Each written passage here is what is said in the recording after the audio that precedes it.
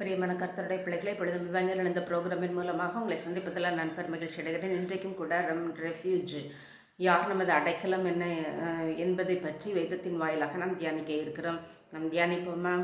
அநாதி தேவனை உனக்கு அடைக்கலம், அவருடைய நித்திய புயங்கள் உனக்கு ஆதாரம் என்று உபாகமம் 38:27 முன்பகுதியில் கூறப்பட்டுள்ளது. அநாதி தேவனே நமது அடைக்கலம் என்று வேதம் கூறுகிறது. மட்டுமல்ல, சிறுமைப்பட்டவனுக்கு கர்த்தர் அடைக்கலமானவர், நெருக்கப்படுகிற காலங்களில் அவரை தஞ்சமானவர் என்று சங்கீதம் 9:9 கூறப்பட்டுள்ளது. சிறுமைப்பட்டு கொண்டே இருக்கிறோம், துன்பத்தை அனுபவித்து கொண்டே இருக்கிறோம் என்று சொல்கிறோம் அல்லவா? பிரியமான கர்த்தருடைய பிள்ளைகளை நாம் பின்வாங்கி போகாமல் கர்த்தரை நோக்கி சார்ந்து கொண்டு ஜெபித்து வேதம் வாசித்து அவரை அண்டி கொள்ளும் போது அவர் நமக்கு அடைக்கலமாகிறார். சிறுமைப்பட்டவனுக்கு கர்த்தர் அடைக்கலமானவர். மட்டுமல்ல, நீதிமான்களுடைய ரட்சிப்பு கர்த்தரால் வரும், இக்கட்டு காலத்தில் அவர்கள் அடைக்கலம் என்று சங்கீதம் 37:39 கூறப்பட்டுள்ளது. நீதிமான்களுடைய ரட்சிப்பு கர்த்தரால் வரும் என்று வேதம் கூறுகிறது. மட்டுமல்ல, நீதிமான்களுக்கு அவர் அடைக்கலமாக இருக்கிறார் என்று நாம் அறிவோமாக. தேவன் நமக்கு அடைக்கலமும் பெலனும், ஆபத்து காலத்தில் அனுகூலமான துணையுமானவர் என்று சங்கீதம் 46:1 கூறப்பட்டுள்ளது. தேவனே நமக்கு அடைக்கலம் என்று மறுபடியும் இந்த வேதவசனம் நமக்கு வலியுறுத்துகிறது.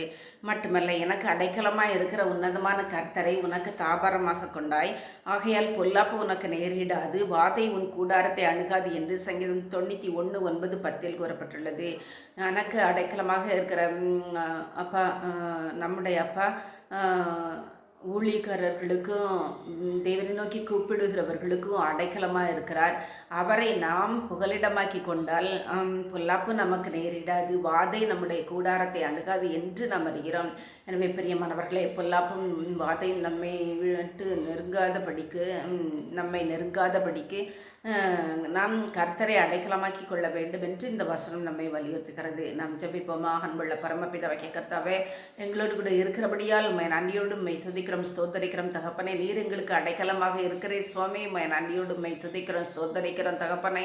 என் தேவனாகிய கர்த்தாவே, நீதிமான்களுக்கு நீரே அடைக்கலம் சுவாமி. நீதிமான்களுடைய ரட்சிப்பு உம்மால் வரும் சுவாமி. எனக்கு அடைக்கலமாக இருக்கிற கர்த்தரை நீ உனக்கு புகலிடமாக கொண்டபடியால் வாதை உன் கூடாரத்தை நெருங்காது, பொல்லாப்பு உனக்கு நேரிடாது என்று கூறுகிறது சுவாமி. இந்த வசனத்தின்படி வாதையும் பொல்லாப்பும் எங்களை நேரிடாதபடி நீர் பாதுகாத்து வழிநடத்த வேண்டும் என்று சொல்லி ஜெபிக்கிறோம். உம்முடைய நாமத்தை மகிமைப்படுத்தும். தொடர்ந்து காத்துக்கொள்ளுங்க, வழி நடத்துங்க. மீட்பர் இயேசுவின் நாமத்தில் ஜெபிக்கிறேன் நல்ல பிதாவே, ஆமேன்.